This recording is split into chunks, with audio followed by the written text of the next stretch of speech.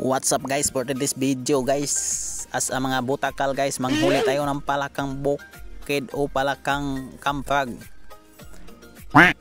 Kasama ko dito ang aking mga kasamang mga butakal. At dito ako yung unang nakahuli dahil ako ang pinakamagaling pagdating sa paghuli ng mga insekto. At yun yung ibinigay sa ating cameraman. At dito guys, ako ay nakakita uli ng kampra guys. Akin yung patayin guys, binunal ko dyan sa may bato guys. Kawawa, pero siyempre patayin natin yan kasi baka lumukso yan at makawala. Gawin din namin natin yung pain, hindi natin yan kakainin, baka tayo ay mamatay o mahilo guys. Madali yung buhay natin. Tapos dito guys, may nagbigay ng sponsor, yan o si Buseng, sponsor ng mga pain guys. At dito ay nandito na tayo sa sapa. Kinabukasan guys ay kumuha na tayo ng kawayan na gawin natin yung bitag. Siyempre ako yung unang tumaga dyan guys, o pumutol sa kawayan. Akin yung tinikbas-tikbas o initak mga guys.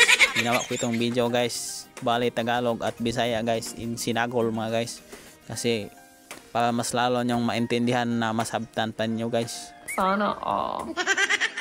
At dito guys, pinutol-putol na ng ating kasama guys.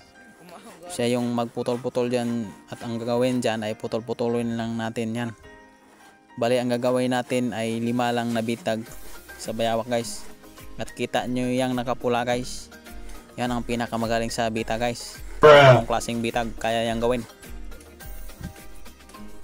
Kahit bitag ng mga elepante o anong malaking hayop mga guys, kahit buhaya siguro guys ay kaya niyang hulihin. Yan ang expert, yung naka kulay pula ang jacket guys. At dito habang ako ay nagputol-putol ang pasok, o anong tawag din sa inyo guys, sila naman yung nagputol-putol sa kawayan guys. At dito siya ay pumuli o anong tawag sa Tagalog guys, kasi hinawoy o kinapoy daw yung naka black ng jacket guys. Dito nakaputol na tayo ng 5 guys. At dito atin natin simulan kung paano gawin.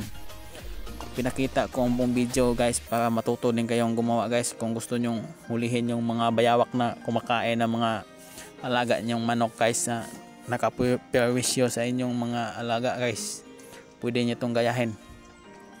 At dyan magkuha lang tayo ng isang dangkal guys, o isang dangaw sa Bisaya guys. Atin itong gabsan o lagawiin upang butasan mga guys.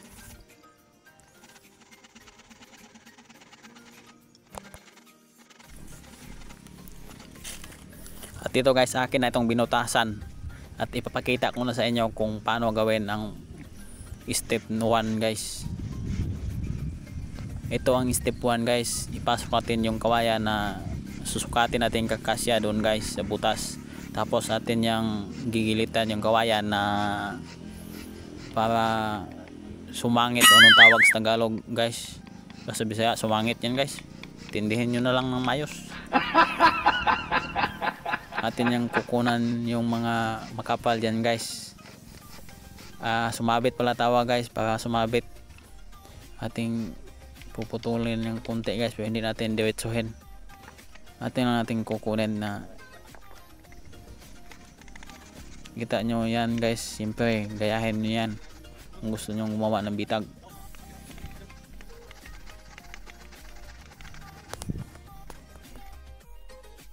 So ganyan guys, nakita nyo guys, sumabit na siya, kaya hindi na yan makabos o ano sa Tagalog nyo guys, basta ganun lang.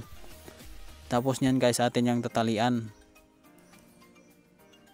lagyan ng tali, lagyan ng laang o anong tawag dyan sa bitag na yun, yung nasa tali guys. Ganun lang, itatali natin, tapos itatali natin yan sa kahoy guys.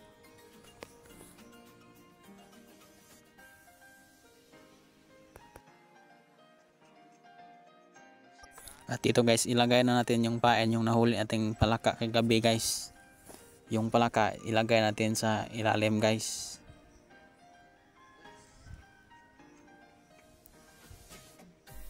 At dito sa masukal na bahagi ng kagubatan natin ilagay guys. Kung maglagay kayo nito guys, yung may malapit na kawayan guys, siguradong may mga bayawak dyan guys. yung sa katabi namin dyan guys, sobrang daming kawayan o mga gubat na masukal guys, ilagay nyo dyan. Atin tong babalikan guys pagkalipas ng mga 2 araw o 1 araw na yung inilagay nating palaka na mabango na siya guys.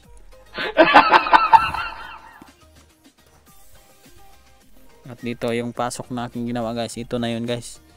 Ang silbi pala niyan guys ay siya yung taga hold nung kawayan guys, upang hindi siya madala sa tulawg o anong tawag yan sa inyo guys. Pitew pa sa Bisaya guys, ano yan. Diyan dadaan yung bayawak guys. Atin yung tinali sa kahoy guys, tapos doon sa kawayan lagyan natin ng damo para hindi siya mahalata na bitag pala guys. At ito guys, dito ilagay yung bitag sa ibabaw guys. Dandahan lang tayo dyan guys, baka tayo ay mahulog sa yung kahoy nakahiga guys. Sobrang lalim yan, silalim guys. Kung mahulog ka, siguradong pilay ka talaga guys. Kaya atin yung hinubo ang ating sinilas guys. Basta tayo guys. Hindi na ako masakada kay. Doon magabuksid pun kon. Uy, bipitay sinilas. At ito guys, pagkatapos naman ilagay ang bita guys, ay bumaba na una si Busing guys. Ako yung nasa huli guys. Kaya rin kaya.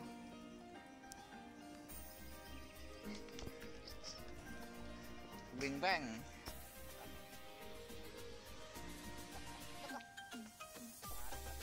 At ako na yung bumaba guys. Siyempre dandahan tayo dyan guys, kasi delikado mahulog guys, baka mapilayan tayo guys o madisgrasya ba kaya guys. Kaya dandahan lang, safety first ba kung tawagin nila.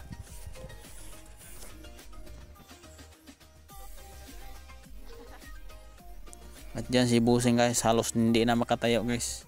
Naninigurado siya guys, baka mahulog.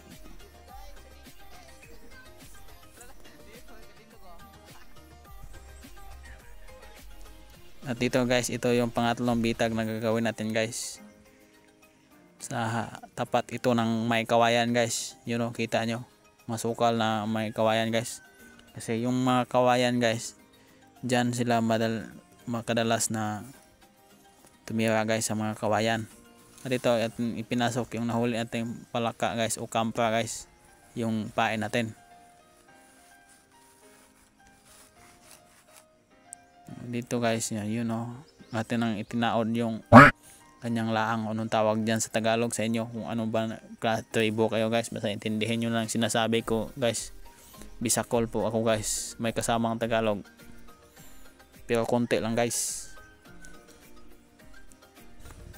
At yan na guys, atin ang nilagyan ng damo as in this guys, na hindi mahalata ng mga bayawak na bitag na palayon guys.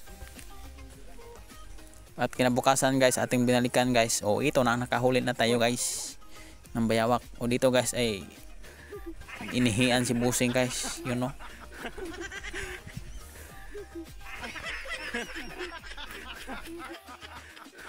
At yun naman guys kung paano gumawa ng bitag sa bayawak guys. Kung nakita mo ang video na to guys, at baka hindi ka pa nakapalo sa amin guys, kung gusto mo ng iba pang adventure o bitag na guys, basta lahat ng video na aming maisip guys ay aming gagawin.